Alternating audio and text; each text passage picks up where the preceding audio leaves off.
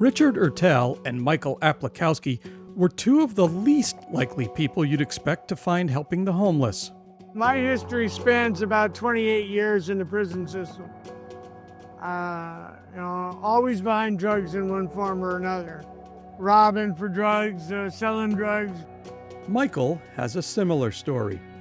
I lied, I cheated, I stole, and I hurt anyone who dared to love me. I lived homeless for 12 years. I had reached that point where I had given up hope in myself. As Michael hit bottom, Richard thankfully was years into his sobriety after finding a higher power. Fast forward, I've got 17 years in Narcotics Anonymous, and I've been clean. For Michael, Richard's mentorship was life-saving. This led to Michael finding sobriety and then turning around to help the very people he used to live with on the streets. At the time, Michael was putting together 12 lunches, and he was going out and praying with people.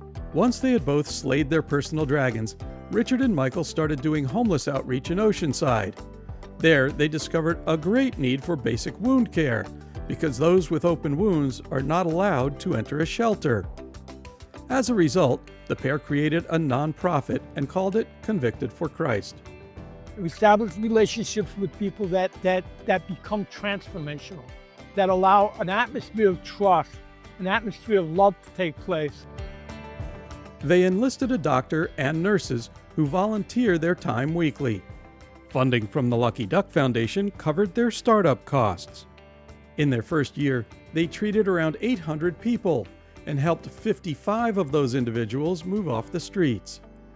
And they didn't stop there. Richard and Michael felt a call to open a sober living home.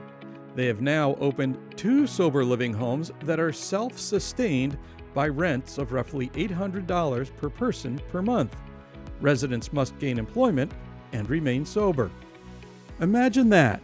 When politicians decry the high cost of housing and spend hundreds of millions of dollars annually on homelessness, this dynamic duo created financially sustainable housing. We went to God, both of us, broken. 2 broken men with nothing. And this is what God did with that. Let them experience what I experienced that changed my life forever.